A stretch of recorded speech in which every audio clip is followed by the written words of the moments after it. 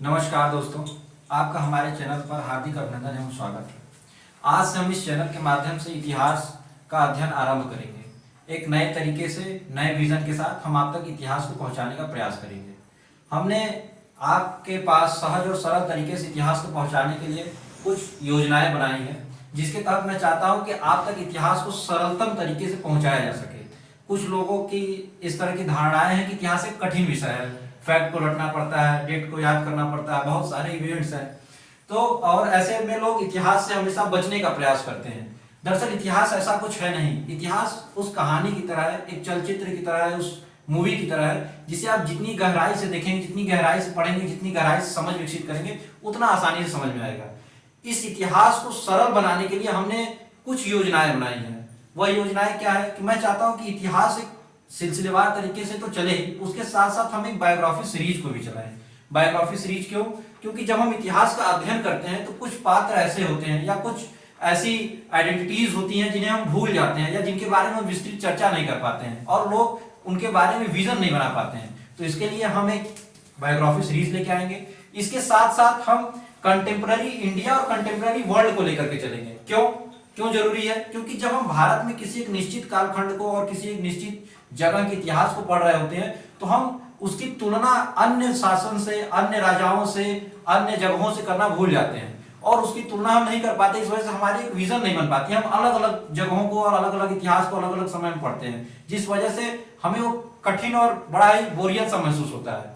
हम उसे एक फिल्म की तरह नहीं बना पाते, एक मूवी की तरह, एक चलचित्र की तरह उसका हम समझ नहीं विकसित कर पाते हैं।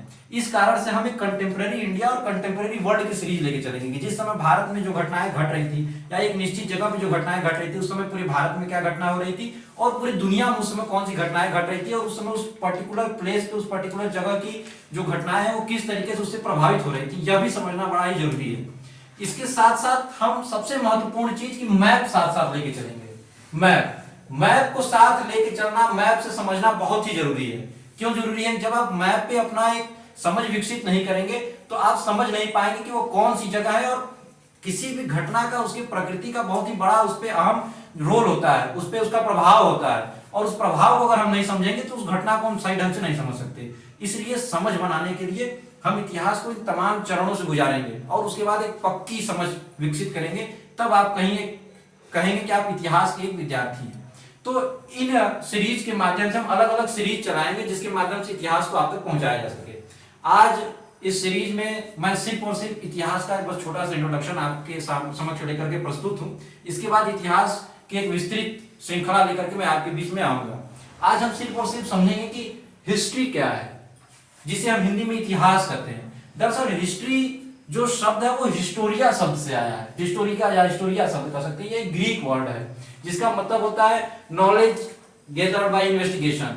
इन्वेस्टिगेशन का मतलब है कि जो भी जानकारियां, साक्ष्य जुटाए गए, उनके द्वारा जो जानकारी हमें मिलती है उसी को हम हिस्ट्री कहते हैं। हिस्ट्री शब्द दरअसल आप कहेंगे हेरोडोटस एक व्यक्ति से 425 बीसी में उन्हें फादर ऑफ हिस्ट्री कहा जाता है। फादर ऑफ हिस्ट्री क्यों कहा जाता है?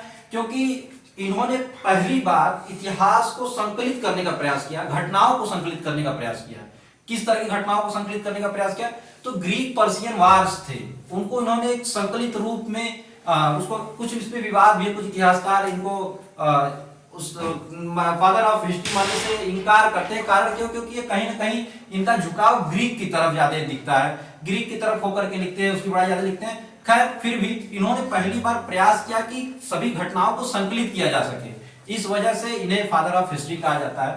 तो ये तो हिस्ट्री की एक समझ हो गई। इतिहास शब्द होता है, इतिहास शब्द तीन शब्द से मिलकर के बना है, इति प्लस ह प्लस आस। इति का मतलब होता है ऐसा ही, ह का मतलब है निश्चित रूप से और आशा मतलब था। जो चीज निश्चित रूप से था उसे ही हम इतिहास कहते हैं। वस्तुतः कह तो देते हैं कि जो निश्चित रूप से है, लेकिन इतिहास साक्ष्यों के साथ बनता और बिगड़ता रहता है। जिस साक्ष्य जो कहते हैं हम उसे ही सत्य मानते हैं, उसे ही इतिहास में हम प्रमाणित रूप से मानते हैं। इसी वजह से बहुत सारी ऐसी घटनाएं हैं जिसे हम साक्ष्य के अभाव में नकार देते हैं। तो आइए हम समझते हैं कि अन्य इतिहासकार इतिहास को किस नजरिए से देखते हैं, इतिहास की सिग्निफिकेंस क्या है, इंपॉर्टेंस क्या है, क्यों जरूरी है इतिहास को पढ़ना। तो कुछ इतिहासकार हैं जो इतिहास को, कुछ सर्वमान्य ये डेफिनेशंस है हिस्ट्री की, अलग अलग इतिहासकार अलग अलग, ये तीन तो प्रचलित जो आप कह सकते हैं डेफिनेशन है इतिहास को लेकर के, जो लोग देते हैं अतीत की सभी घटनाएं, all the events of past. हम सामान्यतः कह देते हैं कि जो भी घटनाएं हमारे भूतकाल में घटी हैं, भूत में घटी हैं, वही इतिहास है। दरअसल इतिहास उतना भर ही नहीं है, भूत में जो घटनाएं घटी हैं वो कितनी प्रमाणित हैं, कितनी साक्ष्यों पे खरी हैं, उसे हम इतिहास कहते हैं। फिर एक दूसरी परिभाषा है कि किसी व्यक्ति या वस्तु से संबंधित घटनाएं या तथ्य, द सीरीज ऑफ इवेंट और fact that is connected with somebody और समथिंग, कोई भी घटना जो किसी एक व्यक्ति या किसी समय काल से या किसी वस्तु से संबंधित है, जो कि कभी घट चुकी है, उसे हम इतिहास कहते हैं। तीसरी एक परिभाषा है a written description of past event. Past event का मतलब है कि अतीतकालीन घटनाओं का जो लिखित विवरण है, अतीतकालीन घटनाओं का लिखित विवरण ही इतिहास है। हालांकि बहुत सारी इस परिभाषाएं में कुछ त्रुटियां हैं। त्रुटियों का मतलब यह है कि आपको जब आप आद्य ऐतिहासिक काल देखेंगे तो उसमें, या प्राक ऐतिहासिक काल देखेंगे तो उसमें आप देखेंगे कि कोई लिखित विवरण उपलब्ध नहीं है, या अगर कुछ विवरण उपलब्ध भी है तो उसे पढ़ा नहीं जा सकता है। तो जरूरी नहीं है कि इतिहास सिर्फ और सिर्फ, अब मॉडर्न हिस्ट्री हम देख रहे हैं, मॉडर्न हिस्ट्री में कार्बन डेटिंग और तमाम तरह की चीजें आ चुकी हैं, जिसमें हम तमाम तरीके से इतिहास समझने का प्रयास करते हैं। तो इतिहास जरूरी नहीं कि लिखित विवरण पे ही हो, इतिहास साक्ष्यों पे भी होता है। साक्ष्य जो कहते हैं उस आधार पर हम इतिहास को समझते हैं। फिर एक आता है जेम्स जॉयस, एक प्रसिद्ध इतिहासकार है। इन्होंने कहा history is a nightmare from which I am trying to awake. History उस स्वप्न की तरह है जिससे मैं जागने का प्रयास कर रहा हूं। तो यह भी एक इनकी अपनी निजी विचार थे। History is a dialogue between present and a past. History present और पास्ट के बीच में जो कथानक है उसी को हम हिस्ट्री कहते हैं, इतिहास कहते हैं। ये कहता था ईएच कहा था। ईएच कार एक प्रसिद्ध इतिहासकार है, इन्होंने इतिहास में अहम योगदान दिया है। फिर एक है history is nothing but a pack of tricks which play on dead. Voltaire का कथन है ये। उन्होंने कहा कि जो चीज मृतप्राय चीजें हैं उन पे संबंधित या उन पे आश्रित घटनाओं को ही हम इतिहास कहते हैं। ये भी इनके अपने निजी विचार है। History is not what you thought, it is what you remember. अब ये थोड़ा सा दार्शनिक परिभाषा है, इसको थोड़ा समझने की जरूरत है। क्यों समझने की जरूरत है? इन्होंने बड़ी अच्छी बात कही कि history is not what you thought. History वह नहीं है जो हम सोचते हैं, हिस्ट्री वह है जो हम रिमेंबर कर पाते हैं, जो हम जानते हैं, जो सत्य है। हिस्ट्री आपके विचारों पे आश्रित नहीं होती। आपने कुछ विचार कर लिया, आपने कुछ सोच लिया कि ऐसा रहा होगा और यही इतिहास है, ऐसा नहीं होता है। इतिहास में, इतिहास कल्पना पे आश्रित नहीं। अगर इतिहास कल्पना, अगर किसी ने कल्पना किया तो वो कहानी हो जाएगी, फिर इतिहास का उसमें कुछ रह नहीं जाएगा। तो इतिहास के लिए जरूरी है साक्ष्यों का होना। तो कल्पना तो कभी इतिहास नहीं हो सकता। दूसरी है हिस्ट्री इज अ स्टोरी। अभी मैंने इस पे चर्चा की, जीजे रेनियर ने कहा हिस्ट्री इज अ स्टोरी।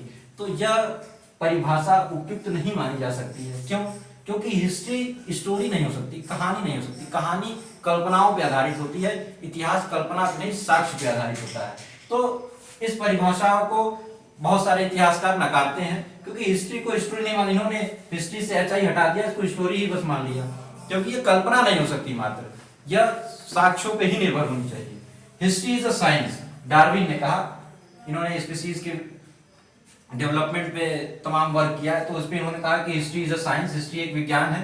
दरअसल हिस्ट्री को साइंस नहीं कहा जा सकता। बहुत सारे इतिहासकार, बहुत सारे लोग इसको विज्ञान नहीं मानते, क्योंकि विज्ञान जो निश्चित होता है उसे ही विज्ञान कहते हैं, और इतिहास निश्चित नहीं होता है। जैसे जैसे साक्ष्य बदलते हैं, जैसे जैसे जानकारियां बदलती हैं, वैसे वैसे इतिहास ही बदलते रहा है। एक समय किसी घटना को लेकर के इतिहासकारों का कुछ मत होता है, लेकिन अगर वैसे ही साक्ष्य अगर बदल जाते हैं, साक्ष्य अगर अपना रुख बदल लेते हैं, तो इतिहासकार भी अपनी धारणाओं को बदल लेते हैं। तो इसलिए साइंस नहीं माना जा सकता। साइंस फिक्स्ड होता है, एकदम निश्चित ही होता है कि यही है ही, और इतिहास ऐसा कुछ नहीं है। इतिहास में बहुत सारी ऐसी घटनाएं हैं जो कि पूरी तरीके से स्पष्ट नहीं है, इस वजह से हम इसे साइंस नहीं मान सकते।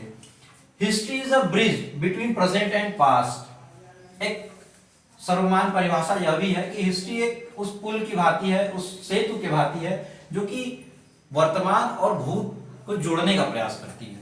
तो यह भी एक उचित परिभाषा हो सकती है, क्योंकि वस्तुतः जब हम इतिहास को देखते हैं तो भूत से प्रेजेंट में आते हैं, तो उसके बीच की जो घटनाएं होती हैं उन्हीं को हम देखते हैं, उन्हीं का अध्ययन करते हैं, और वर्तमान में सुधार का प्रयास करते हैं, और भविष्य में सुधार का प्रयास करते हैं। तो यही इतिहास है।